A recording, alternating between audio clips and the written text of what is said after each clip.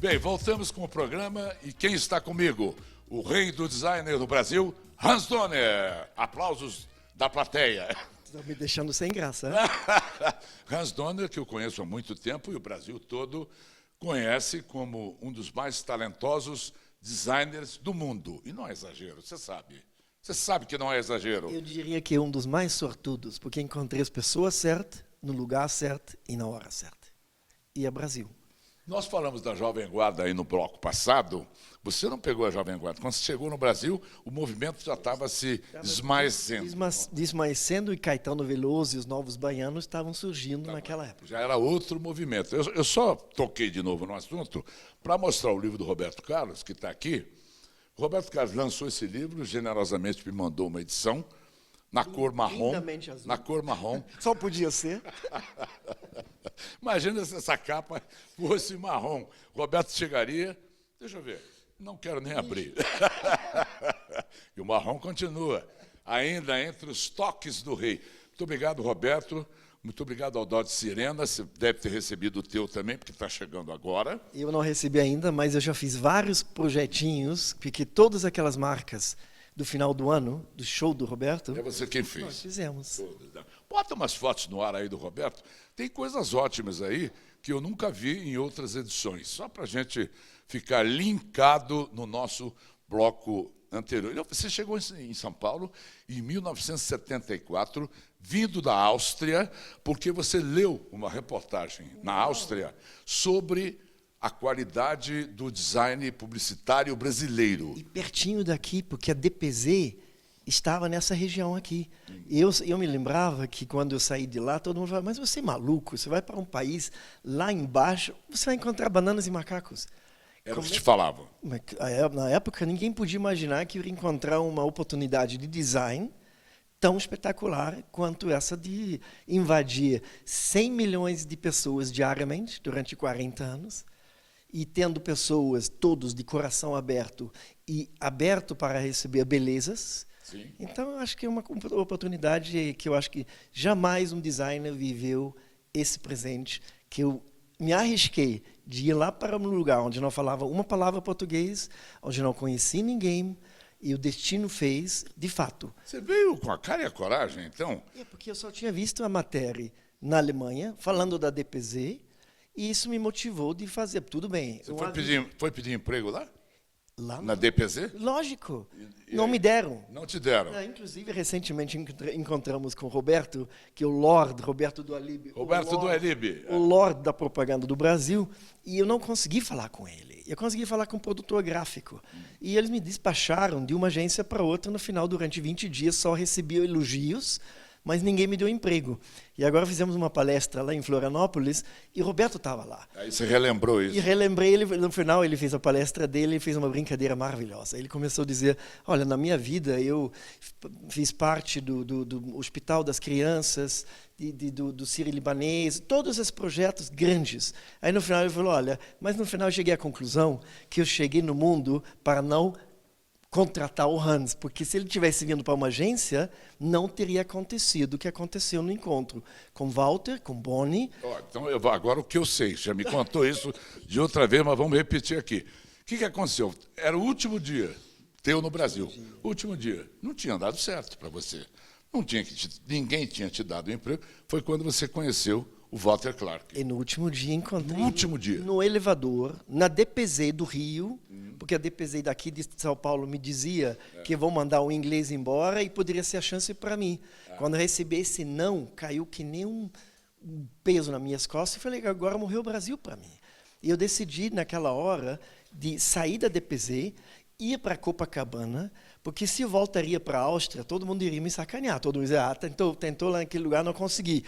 Eu tinha uma resposta na ponta da língua, que era o seguinte, eu conheci Copacabana. Porque todos iriam querer conhecer Copacabana. E naquela hora eu entro no elevador e aconteceu o momento mágico mesmo. Amaury, como é que você entra no elevador sem falar uma palavra português e comigo entrou o mulato da cor da Valéria? E naquele instante, você sabe que você está no elevador, você olha no teto, olha no chão, você não está se comunicando no desespero de se virar as costas para esse país. E esse homem já morreu, Arlindo de Castro, tentou achar um emprego na DPZ e não conseguiu também, e me viu indo para Copacabana. Ele falou, não vai para Copacabana, vamos tomar um cafezinho, o cafezinho mais importante de toda a minha vida, descendo na Glória, onde era a DPZ, e me convenceu de ir encontrar com um amigo dele, famoso David Drew Zink, fotógrafo. David Zink, de saudosa memória, David Zink. Maravilhoso, porque ele era amigo do John F. Kennedy, ele era amigo do Duke Ellington, e ele abria a porta simplesmente fechando, vendo a minha primeira página do trabalho, fechou e falou, você vai ter o melhor emprego da América do Sul. Agora imagina, Amaury, no dia que eu me estava virando as costas para o Brasil, iria para a Austrália, para o Canadá, seja que for outra parte do mundo, para achar a minha sorte, a minha realização, que era design. E naquela hora ele me coloca na frente do homem mais poderoso do país, do maior salário do mundo. Walter Clark, com 30 e poucos anos, ganhava mais que o presidente da General Motors, e dizia para ele, olha, esse menino aqui vai mudar a marca de vocês. Como é que pode? Que coisa, não é? Que e coisa. O país mudou. Sim.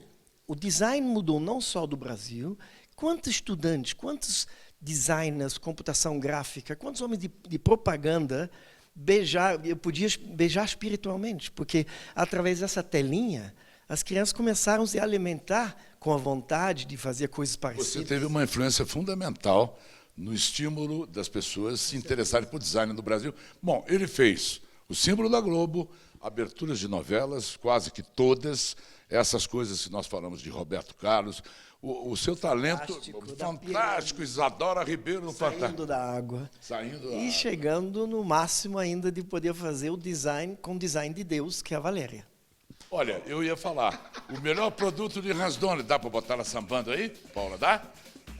Valéria Valença, é a melhor de todas!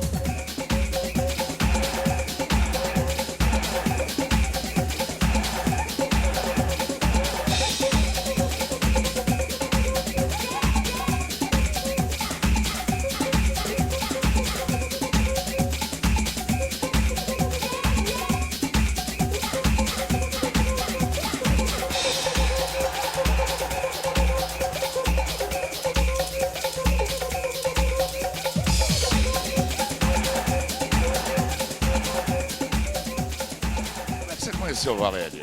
Vou repetir a pergunta, você já me contou aqui uma vez. Mas todo mundo fala, como é que ele conheceu a Valéria?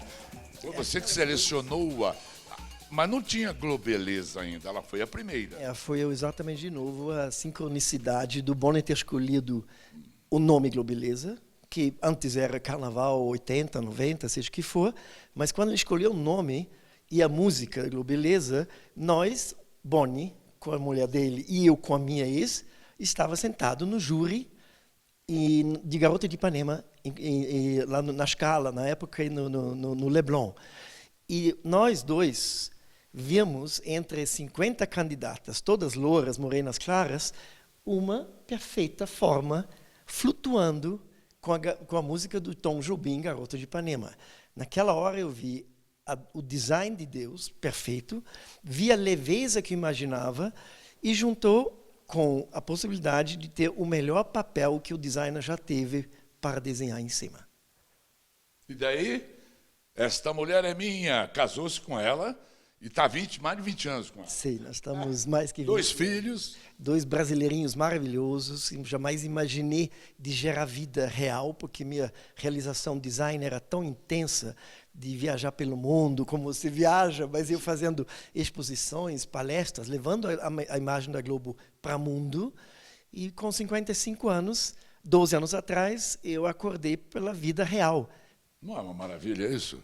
Muito bom. É muito bom, deve ser altamente gratificante. Mas deixa eu voltar na Valéria um pouquinho. A Valéria ficou durante quanto tempo como Globeleza? Ficou... Quanto tempo? Na realidade, ela fez a vinheta antes que a Globeleza, o Carnaval foi transmitido de Carnaval, era Carnaval de 90. Nos 2 anos seguintes, como nós descobrimos ela naquele concurso, nós pensávamos de usar cada ano uma outra mulher maravilhosa brasileira. E você sabe quantas mulheres maravilhosas que esse país tem.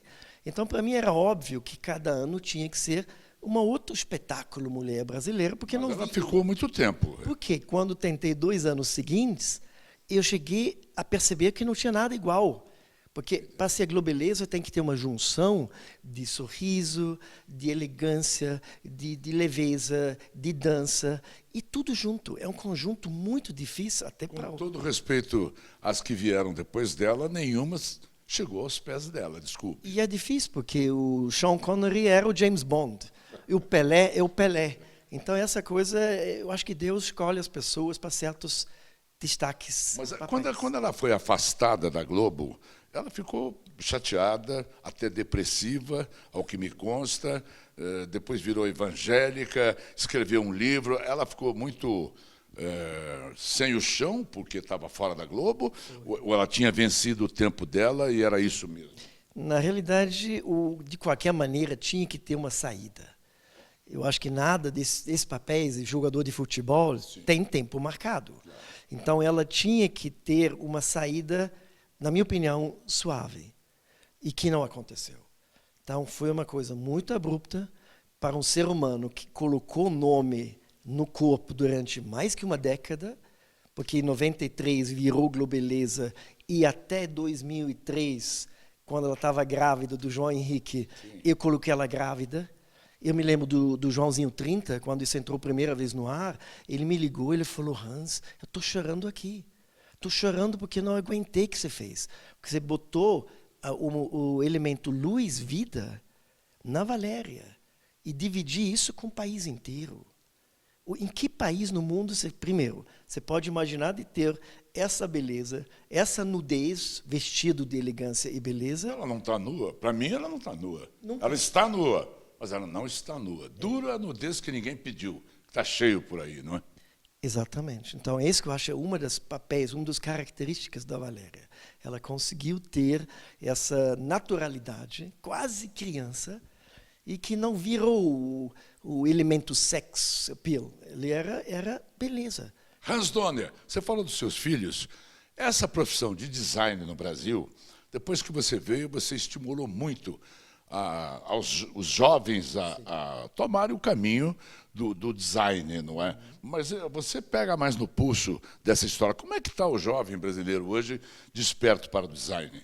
Olha, eu descobri, inclusive, dessa oportunidade que eu ganhei, que tinha vários talentos geniais que não teve a mesma oportunidade porque eram brasileiros.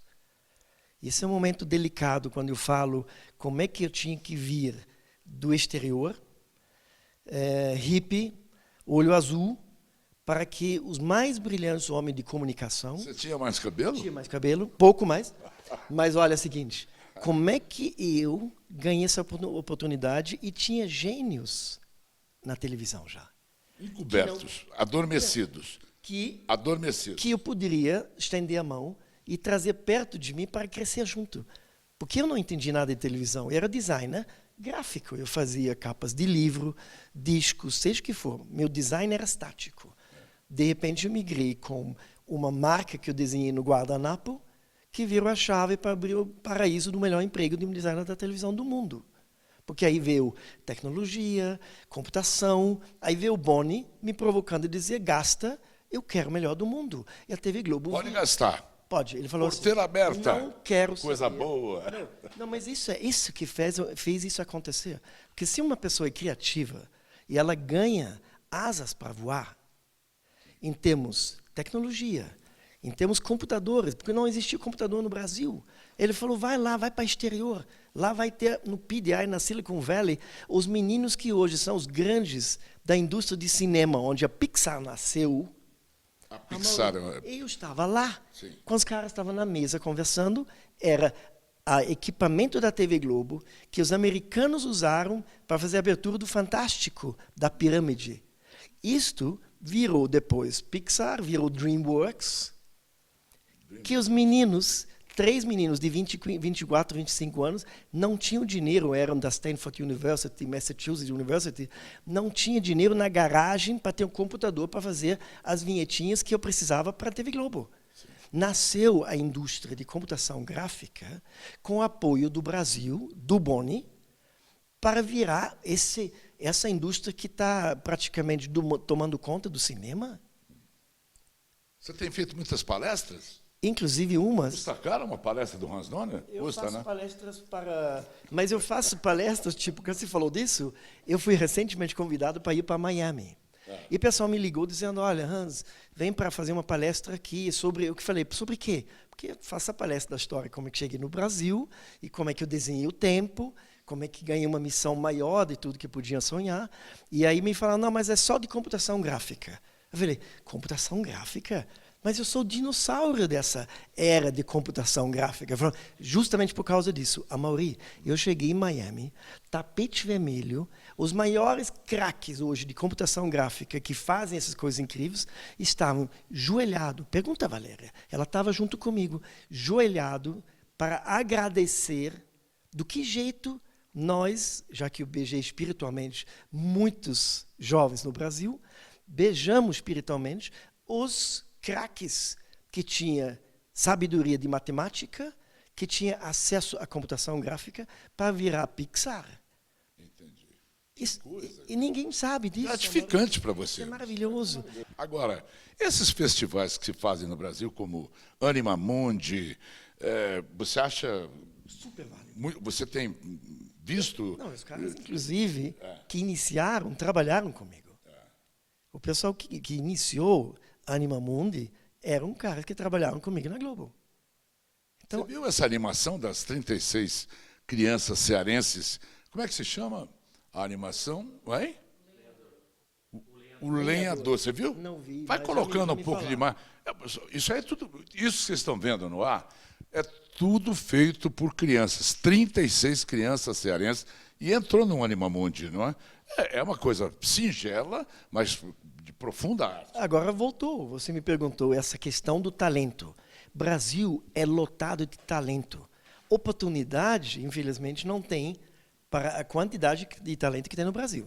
Você sabe que publicidade. Pega o Washington, pega a Nizam. Quantos prêmios, quantas coisas de criatividade no universo de propaganda, publicidade, o Brasil traz a cada ano. Verdade. Então, respeitadíssimo o que nós temos de talento, de criatividade. E muito mais. Jogo de cintura. Qual é o grande qualidade? Fair play. Não é só do Garrincha. É jogo de cintura, até na dança da Valéria. Agora, jogo de cintura para chegar a concretizar coisas que, quantas vezes imagina nas aberturas que eu fazia, quantas vezes eu tinha que mudar o rumo. Porque, de repente, eu senti por onde eu não... Se eu sigo lá, eu vou bater na parede. Eu poderia fazer um livro, sem brincadeira, que iria se chamar Salvo pelo Gongo. Eu já cheguei a pedir Cid Moreira falar mais devagar do Jornal Nacional para correr com a fita, para chegar na última hora para botar no ar. Rei do Gado, nunca vou esquecer. Quase estourou meu coração. Não estava pronto ainda? Não estava. Então, você tem que ter muito jogo de cintura. Onde, em qualquer lugar do mundo, podia se imaginar. Adrenalina na pura. A maior televisão do mundo, com 100 milhões de telespectadores. Fala mais devagar que não está pronta a vinheta. É isso. Foi. Que loucura. Teve um caso também engraçado seu na Globo, Hans Donner, que você não sabia falar muito português. Eu não sei se é a Glória Pérez ou alguém falou o nome de uma novela que você não entendeu para você partir para a criação. Você lembra? Relembra isso, que é muito bom isso. Por amor. É? Por amor. A novela... Ora. Ah, é? Foi a Glória Pérez mesmo? Foi. A novela vai chamar Por Amor. Ele falou, porra? Não é isso? Entendeu? Porra, ele não sabia falar.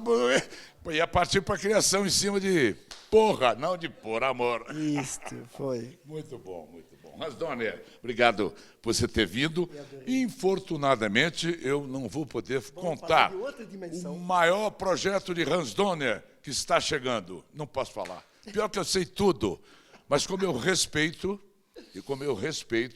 o off para poder ter a notícia em primeira mão no on. Pode ser? Você já sabe que você é um embaixador dessa história.